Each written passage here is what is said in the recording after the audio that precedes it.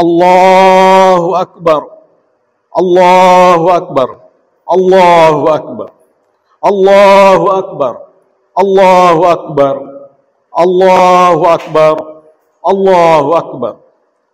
Allahu Akbar kabira walhamdulillahi katsira wa subhanallahi bukratan wa asila. La ilaha illallah wallahu akbar. Allahu akbar walillahil hamd.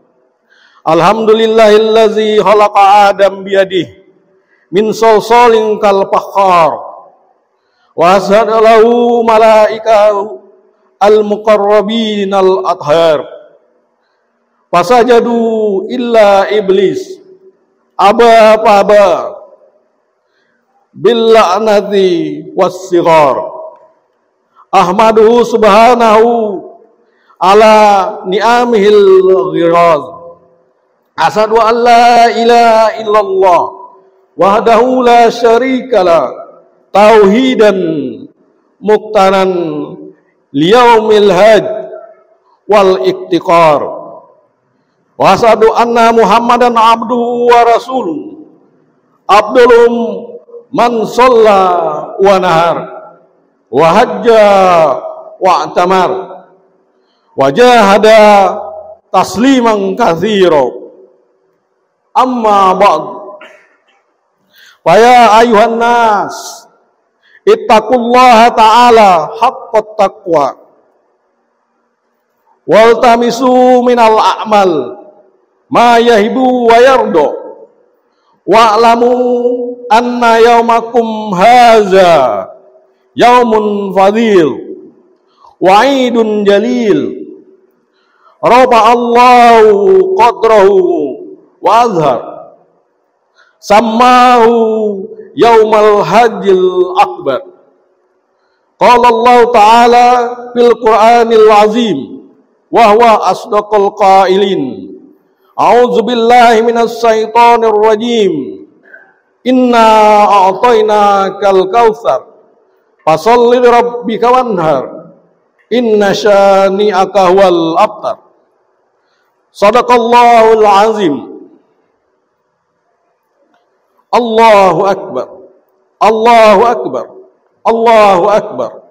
La ilaha illallah wallahu akbar. Allahu akbar walillahil hamd.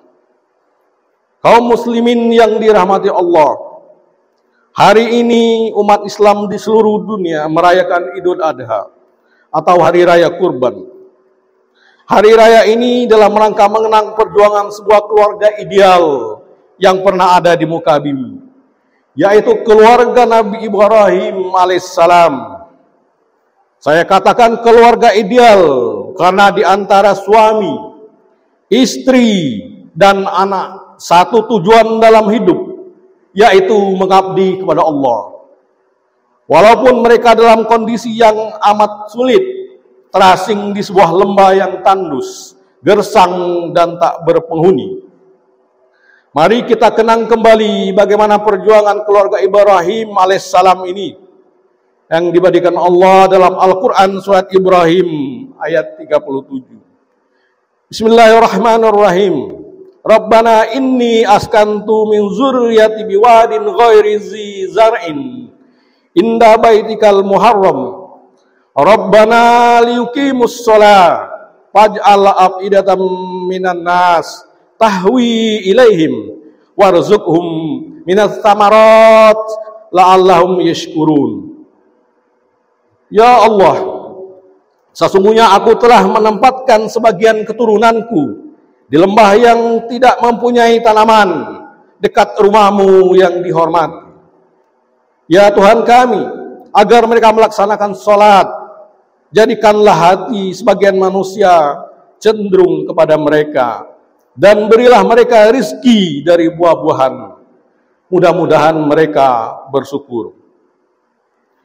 Imam At-Tabari menjelaskan ayat ini dengan sebuah dialog antara Ibrahim dan Siti Hajar. Saat itu setelah sang suami mengantar istri beserta bayinya ke lembah tak berpenghuni dan gersang, ia segera meninggalkan mereka. dengan satu pesan. Wahai istriku, apapun yang terjadi, jangan tinggalkan daerah ini.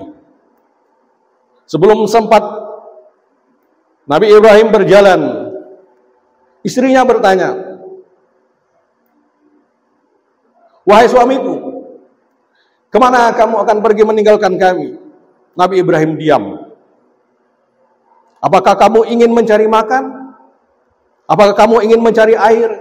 Nabi Ibrahim pun diam. Apakah ini perintah Allah, wahai suamiku? Ya, ini perintah Allah, jawab Nabi Ibrahim. Kalau begitu, pergilah, wahai suamiku. Siti Hajar menimpal. Allahu Akbar, Allahu Akbar, Allahu Akbar, Allahu Akbar, walillahil hamd. Kaum muslimin yang dirahmati Allah, coba bayangkan, dalam kondisi tak ada makanan, tak ada minuman, sang istri seorang diri dan bayinya ditinggalkan begitu saja tanpa bekal tinggalan apapun. Tetapi ketika itu dijawab, ini perintah Allah, Siti Hajar lega dan menerima semua itu dengan ikhlas. Istri seperti inilah yang dapat mendorong sang suami semangat menjalankan tugasnya. Sebuah tugas yang amat berat, padahal sang istri pun tidak kalah berat dalam menjalankan kesendiriannya. Dan kekhawatiran pun datang ketika air benar-benar habis. ASI tak lagi keluar, sementara sang bayi merah itu terus menangis kehausan. Ibu mana yang tidak gelisah dengan kondisi ini? Sementara sang suami pergi meninggalkannya tanpa tinggalan bekal apapun. Bahkan hanya satu pesan yang tidak membolehkan dirinya meninggalkan lembah tersebut. Ada dua ketaatan mutlak yang dipedomani oleh Siti Hajar. Pertama, ia taat kepada Allah. Apapun perintahnya, apapun larangannya, ia taati juga. Ia tinggalkan sang suami, ia taat pada sang suami karena mentaati perintah Allah. Yang kedua, ketaatannya kepada sang suami Ibrahim telah melaksanakan tugas dari sang Khalik untuk mengantar Hajar dan anaknya, dan diperintah lagi untuk meninggalkannya. Ia pun lakukan, walaupun tentu dirinya menaruh kasihan kepada putra dan istrinya, tetapi demi tugas dari Allah, maka seberat apapun itu ia tetap jalankan. Gayung pun bersambut sang istri juga merelakan kepergiannya, sehingga ia tidak merasa bersalah karena merasa menyengsarakan anak dan istri. Suami istri yang kompak menjalankan perintah Allah, ketaatan mutlak kepada Allah, ternyata memunculkan anak yang super hebat, yaitu Ismail alaihissalam. Inilah didikan orang-orang hebat, ibu yang perkasa dan bapak yang super perkasa dalam menjalankan perintah Allah. Dan anak hebat itu mendatangkan rizki yang luar biasa, yaitu sumber air yang kemudian terkenal dengan air Zam-Zam. Sejak ribuan tahun silam hingga sekarang, sumber air ini tidak pernah kering karena anugerah dari Allah yang Maha Rahman. Allahu Akbar, Allahu Akbar, Allahu Akbar, walillahil hamd. Mari kita mengaca diri dengan pribadi kedua tokoh utama di atas. Kita sebagai suami, sudahkah ketaatan kepada Allah menjadi tolok ukur gerak langkah hidup kita? Kebanyakan manusia itu, langkah hidupnya dimotivasi oleh kepentingan ekonomi. Ini sebenarnya tidak salah, tetapi yang menjadikan tidak tepat adalah ketika dalam rangka memperoleh keuntungan ekonomi, kita tidak lagi memperhatikan larangan-larangan Allah. Bahkan banyak di antara manusia yang perilakunya bertentangan dengan ajaran Allah. Ketika berada di negeri orang atau di kampung seberang, bila demikian, maka sungguh itu adalah bentuk perantauan yang merugikan. Banyak orang yang di rumah menjadi santri, tetapi saat berada di perantauan predikat santrinya hilang. Ia tinggalkan sholat, tidak pernah membaca Al-Quran, dan tidak pernah mengunjungi pengajian. Akibatnya bisa ditebak. Hidupnya hanya memenuhi kebutuhan ekonomi dan syahwat saja, sementara kebutuhan rohani dan kepentingan Allah ia tinggalkan. Begitu pula sebagian istri. Banyak di antara istri itu mementingkan segala sesuatu berdasarkan faktor ekonomi dan hanya menuntut aspek ekonomi. Asal uang belanja terpenuhi, tidak lagi peduli terhadap perilaku sang suami. Suami tidak sholat, masa bodoh. Suami tidak pernah ngaji, masa bodoh. Suami melanggar larangan Allah, masa bodoh. Yang penting kebutuhan materinya terpenuhi. Titik. Bahkan banyak juga yang lebih parah. Para istri yang mendorong-dorong agar suaminya berbuat curang demi keuntungan materi. Maka banyak kita dengar kasus korupsi yang awalnya gosokan dari sang istri. Suami tahu kalau perbuatannya itu melanggar aturan agama dan negara, tapi dalam rangka memenuhi permintaan sang istri, ia lakukan juga walaupun perbuatan itu nista. Tirulah Ibrahim dan Hajar dalam melakukan relasi suami istri. Mereka menjadikan Allah sebagai tolak ukur gerak langkahnya. Bahkan walaupun tidak dikasih nafkah sang suami, tetapi demi mendapatkan ridho Allah, istri rela menanggung kesulitannya.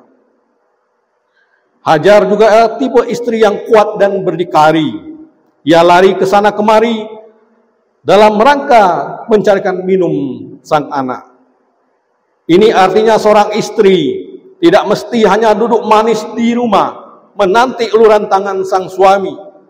Kalau ia mampu, mengapa tidak ikut mencarikan nafkah keluarga, sehingga sang suami tidak terus-menerus kepayahan karena mencari uang. Hajar menjadi single parent selama ditinggal Ibrahim, yang mengasuh anak sendiri dan mencari makan pun sendiri. Dan itu ia jalani dengan penuh keikhlasan. Karena ia tahu sang suami sedang menjalankan perintah Allah.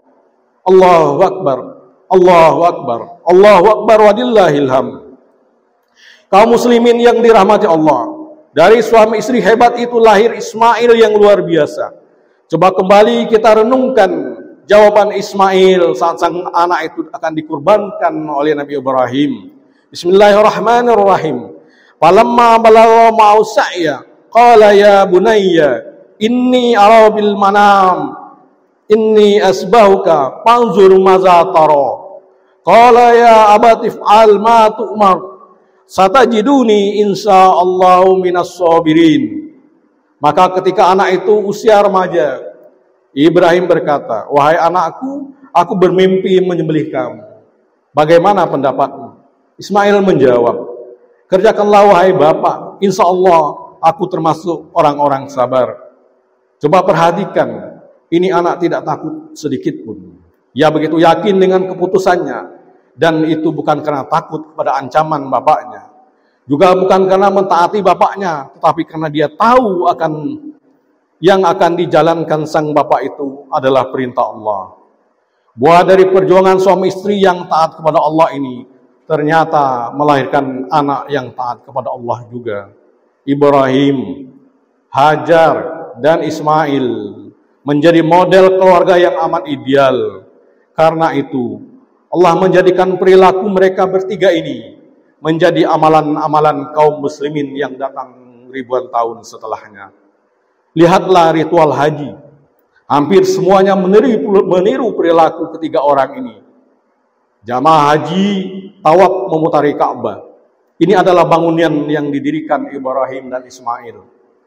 Lihatlah itu minum air zam-zam setelah tawaf. Itu adalah menikmati karunia Allah yang diberikan kepada bayi Ismail. Lihatlah jamaah haji sa'i dari Safa ke Marwah bolak-balik 7 kali. Itu adalah meniru perilaku Hajar saat mencari air. Lihatlah itu melempar jumrah. Itu meniru apa yang dilakukan Hajar dalam mengusir setan. Dan lihatlah itu hari raya kurban. itu adalah meniru apa yang dilakukan Nabi Ibrahim dan Ismail. Sungguh mulia keluarga ini sehingga menjadi percontohan manusia sepanjang zaman. Allahu Akbar, Allahu Akbar, Allahu Akbar, walillahil hamd. Pada bagian akhir dari khutbah ini, saya mengajak Diponegoro Muda yang saat ini sedang menggembleng diri di Universitas Diponegoro untuk meneladani Bandara Raden Mas Muntahar, Bandara Raden Mas Antawiryo, Abdul Hamid Pangeran Diponegoro. Lahir sebagai putra sulung dari Sultan Hamengkubuwono III, tidak menjadikan Raden Mas Muntahar menghabiskan waktu mudanya untuk hidup enak di lingkungan istana. Tetapi beliau keluar dari keraton untuk menggembleng diri. Sang pangeran memilih tinggal di Tegalrejo, berdekatan dengan tempat tinggal yang buyut putrinya, Gusti Kanjeng Ratu Tegalrejo, permaisuri dari Sultan Hamengkubuwono I. Pangeran Diponegoro dikenal sebagai pribadi yang cerdas, banyak membaca, banyak belajar, dan ahli di berbagai bidang ilmu, serta dekat dengan rakyat. Beliau sangat paham realitas kehidupan dalam masyarakat. Pangeran Diponegoro juga seorang santri. Saya kutip dari NU Online. Abdul Hamid ini menulis dengan tangannya sendiri kitab Fathul Qorib. Sampai sekarang kitab dan kursi tempat beliau duduk untuk menulis masih ada di Museum Kedu, Magelang, Jawa Tengah. Kita boleh berkunjung ke sana. Abdul Hamid ini juga berguru atau mondok ke Kiai Taptazani Kertosono. Lalu beliau Pangeran Diponegoro juga belajar tafsir Jalalain dengan Kiai Haji Baidowi Bagelan, Purworejo, Jawa Tengah. Terakhir, Pangeran Diponegoro telah belajar ilmu syariat. Beliau ngaji ilmu hikmah kepada Kiai Haji Nur Muhammad Ngadiwongso, Salaman, Magelang. Itulah Pangeran Diponegoro, seorang pembelajar, seorang pelopor, dan seorang pejuang yang juga seorang santri dan ulama. Diponegoro Muda. Dari Pangeran Diponegoro kita belajar dua hal. Yang pertama, untuk menjadi pemimpin yang hebat itu, anak muda harus mau keluar dari zona nyaman, menggembleng diri dengan terus belajar dan belajar. Yang kedua, apapun keahlian yang kita pelajari, apapun profesi yang kita tekuni, seorang muslim wajib membekali dirinya dengan ilmu agama sebagai pondasi ketaatan dalam menjalankan perintah-perintah Allah. Allahu Akbar, Allahu Akbar, walillahil hamd. Demikianlah khutbah ini kami sampaikan. Semoga kita yang hadir di tempat ini, di masjid ini, di Universitas Diponegoro dapat meniru keluarga mulia, keluarga Ibrahim, dan belajar dari Pangeran Diponegoro. Barakallah li walakum bil Qur'anil azim wa nafa'ani wa iyyakum bima fihi minal ayati wa zikril hakim. Wa taqabbalallahu minni wa minkum tilawatahu innahu was-sami'ul alim. Aqulu qawli hadza wastaghfirullahal azim li wa lakum wa lisairil muslimin wal muslimat wal mu'min wal mu'minat fastaghfiru innahu wal ghafurur rahim.